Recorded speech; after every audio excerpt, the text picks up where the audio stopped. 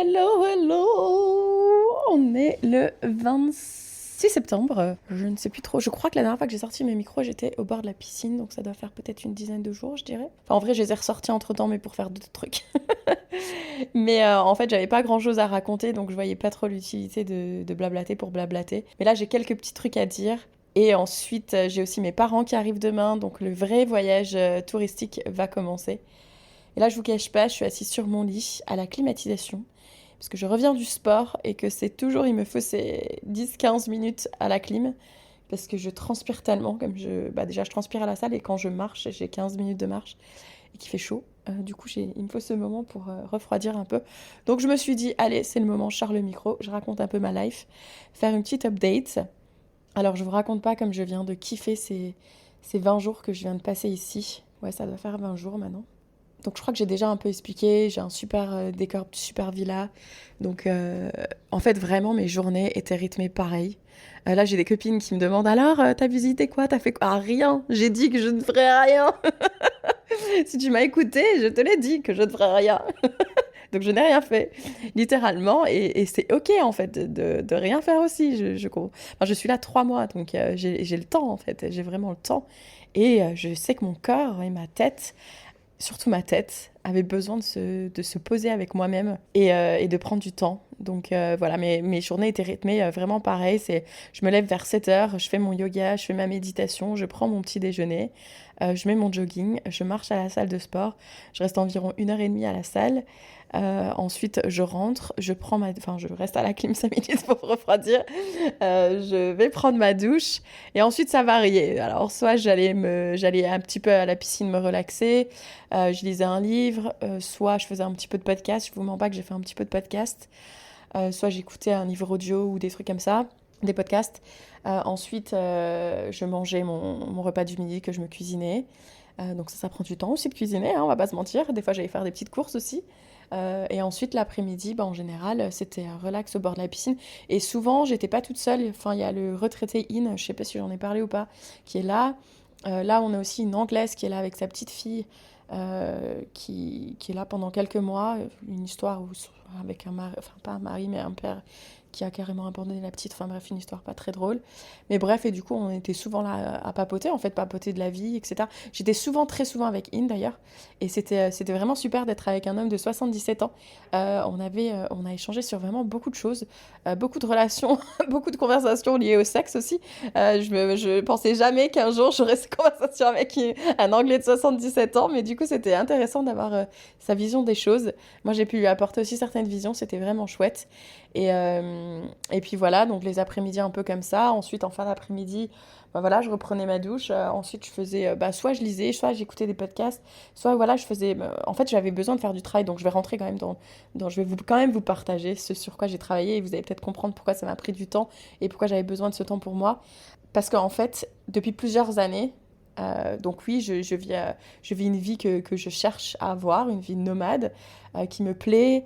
Je vois plein de choses, enfin je vis plein de choses, mais il y a quand même toujours un espèce de petit manque où soit je sentais que je me cachais derrière certaines choses. Surtout le podcast, je pense que le podcast m'a permis de beaucoup me cacher ou d'aller chercher des choses dont je me rendais pas compte que c'est ça que j'allais chercher réellement.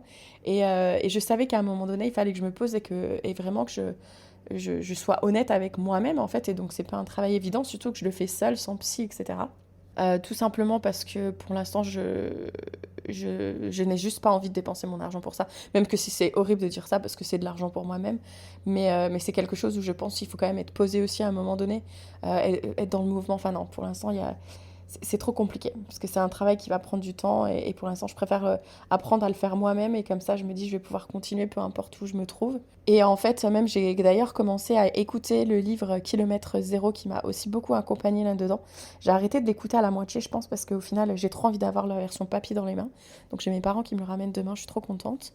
Mais ça m'a apporté beaucoup de clés et surtout aussi j'ai écouté pas mal de podcasts qui m'ont beaucoup aidé.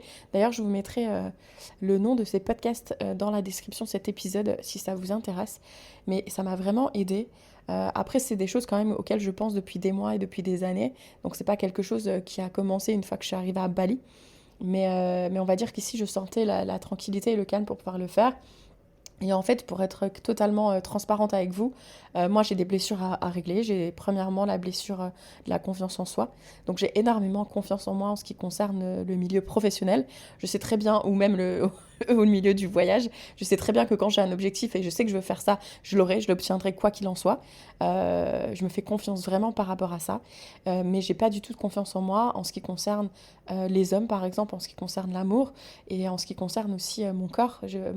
Ma relation avec mon corps, elle est pas saine. Et en fait, donc j'avais besoin de faire un travail par rapport à ça. Et aussi par rapport à la blessure de l'abandon, pardon. Il existe différentes formes et je peux pas rentrer dans le sujet, enfin dans le détail parce que je suis pas du tout expert dedans.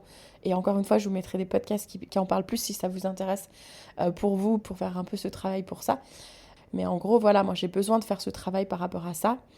Et donc, c'est vraiment faire un gros travail de rétrospection, de vraiment se dire les choses à soi-même de façon la plus honnête possible. Et c'est pas évident parce que, comme on dit, c'est des blessures. Donc, des blessures, c'est pas évident à enlever le pansement et aller regarder. C'est un peu dégueulasse, quoi. On va pas se mentir. Alors, j'ai entendu récemment quelque chose qui m'a fait du bien. C'est par la blessure que la lumière entre en toi.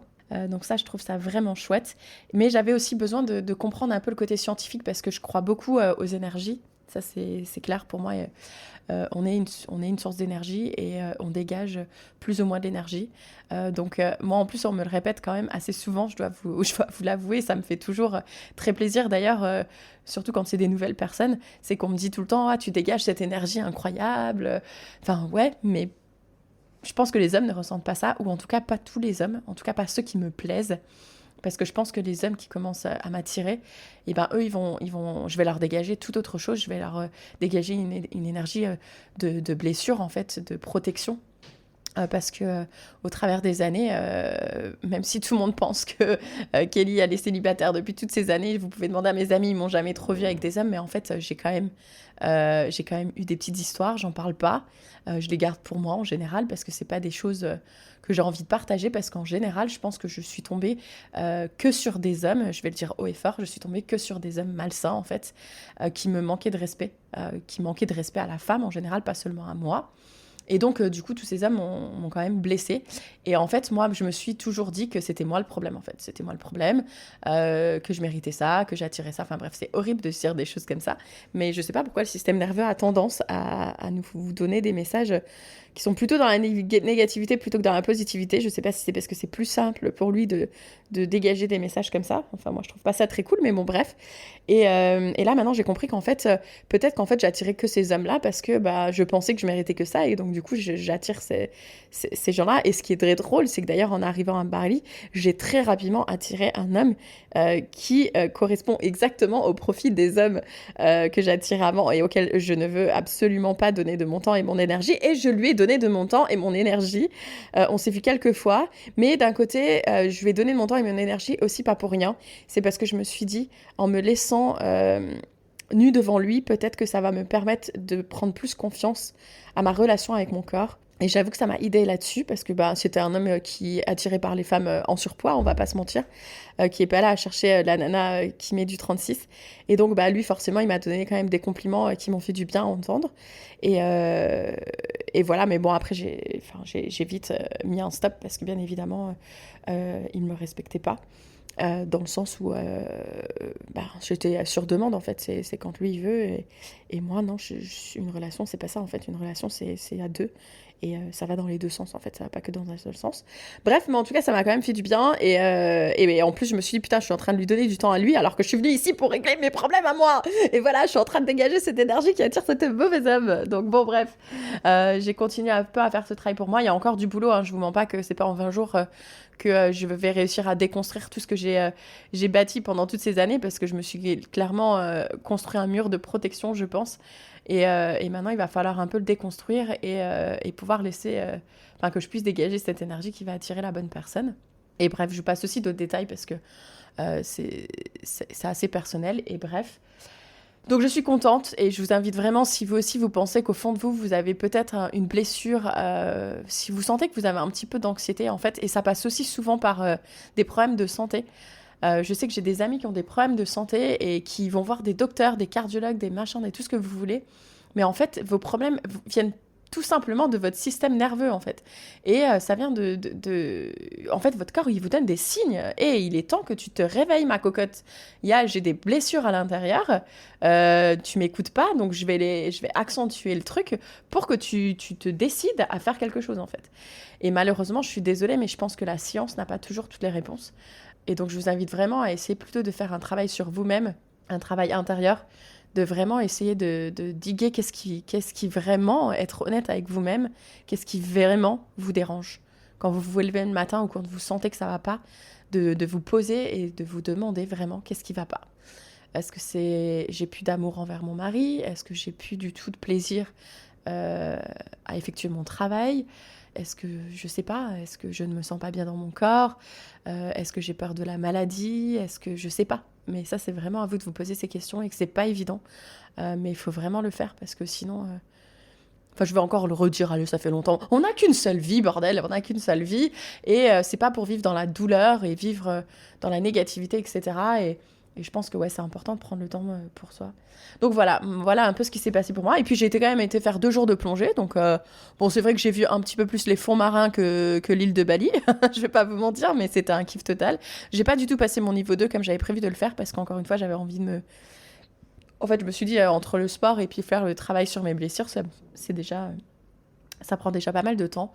Donc, la plongée, je le ferai plus tard. Donc, j'ai déjà sélectionné un club, j'ai déjà sélectionné la personne qui va me le faire, c'est une Française d'ailleurs, et la localisation, et je ferai ça une fois que que ma famille sera repartie, parce que j'aurai le temps. Et puis voilà, et puis ensuite...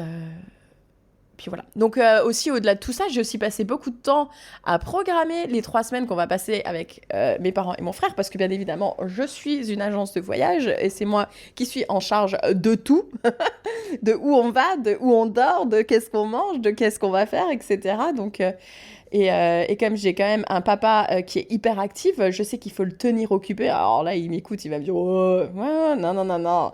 En fait, il se rend pas compte de la pression qu'il me met quand je programme un voyage parce que je sais qu'il faut toujours qu'il soit dans le mouvement. Et il n'arrive pas à rester posé pendant plus d'une demi-heure sur une plage ou au bord d'une piscine. Et donc, je sais qu'il faut que je l'occupe, quoi. Donc, c'est vrai que c'est assez chiant quand même, parce que du coup, ça me demande, moi, beaucoup de travail, parce que je ne connais pas l'île de Bali. Et je pense qu'ils ont tendance à oublier ça, c'est que je ne connais pas. Donc, moi, mes recherches partent de zéro. Et ça prend énormément de temps. Donc voilà, j'ai aussi passé beaucoup de temps à préparer tout ça. J'ai même eu quelques étapes, à un moment donné, des moments de frustration avec eux. Et je leur ai dit, et je pense qu'ils n'ont pas compris pourquoi j'étais aussi frustrée, parce que je pense que quand on ne fait pas ce travail de recherche, on ne sait pas du temps que ça prend. Et d'ailleurs, si toi qui m'écoutes, tu as quelqu'un, un partenaire ou une amie qui s'occupe de tout ça quand tu pars en voyage, j'espère que tu la remercies grandement, parce que vraiment, ça prend des heures et beaucoup de prise de décision. Hein. Il y en a qui n'aiment pas prendre des décisions. Nous, on en prend tout le temps, du coup, parce qu'on doit choisir où est-ce qu'on va, quel hôtel, quel bateau, quel avion, voilà, tout ça, en fait. Et on choisit pour tout le monde, on choisit pas que pour soi-même. Et c'est vrai que ça m'a assez frustrée parce que du coup, le temps que je passais à faire ça, je prenais pas du temps justement à faire du travail sur moi. Mais bon, voilà, je suis quand même très heureuse, comme j'en parlais avec ma copine Lucie. On est quand même très chanceuse d'avoir une famille qui peut nous retrouver aux 4 coins du monde lorsqu'on y est. Donc je suis vraiment très reconnaissante qu'ils puissent venir ici et qu'on va passer 3 semaines ensemble. On va passer des super moments, j'ai prévu des trucs de dingue. Je prends les micros avec moi, je verrai si je les ressors de temps en temps pour vous faire profiter un petit peu de ce voyage, vous donner des petits conseils. Mais ouais, ça va être vraiment top. Je vais m'arrêter là, ce vocal est un petit peu long. En tout cas, si... Je sais pas ce que j'allais dire si vous avez des questions, mais en général, vous me posez jamais de questions. J'ai l'impression de faire tout le temps un monologue. Mais si vous avez des questions, allez, je vais le dire quand même. Si vous avez des questions à me poser, n'hésitez pas à m'écrire sur Spotify en commentaire. Et je me ferai un plaisir de vous répondre dans les prochains vocaux. Je sais pas quand est-ce qu'il sortira cet épisode. Et vous verrez, j'ai prévu un petit truc, parce que j'ai fait pas mal de méditations guidées en ce moment, pour m'aider justement dans ce travail sur moi-même. Et en fait, j'ai décidé de commencer à créer mes propres méditations guidées. Donc d'abord, j'ai commencé à me créer pour moi, parce que je me suis dit, quand je vais être avec mes parents, il va falloir que je continue ce travail sur moi-même. Donc je me suis m'auto-créé des méditations guidées vraiment propres à mes blessures, propres à moi, etc., que je vais, je l'espère, prendre le temps de réécouter de temps en temps pendant notre voyage. Du coup, j'en ai fait un aussi pour une ancienne invitée du podcast avec qui j'échange très régulièrement. Ah oui, j'ai fait ça aussi. J'ai fait pas mal d'échanges avec d'anciennes invités. On s'est partagé pas mal de belles choses. Et on a eu des super conversations et ça, c'était chouette. Elles se reconnaîtront. Et en fait, j'ai kiffé faire ça. Et je me suis dit, bah, je vais en créer une pour le podcast. Donc je sais pas si elle sera déjà sortie ou pas, mais je vous invite vraiment à l'écouter si à un moment donné vous avez justement envie, vous sentez que l'anxiété ou la fatigue commence à prendre trop le dessus. C'est une méditation guidée qui dure vraiment moins de 10 minutes, je crois moins de 8 minutes d'ailleurs. Et je vous assure que ça fait un bien fou. Et j'espère que ça vous plaira. Voilà, allez, je vous fais des gros bisous et je vous dis à bientôt.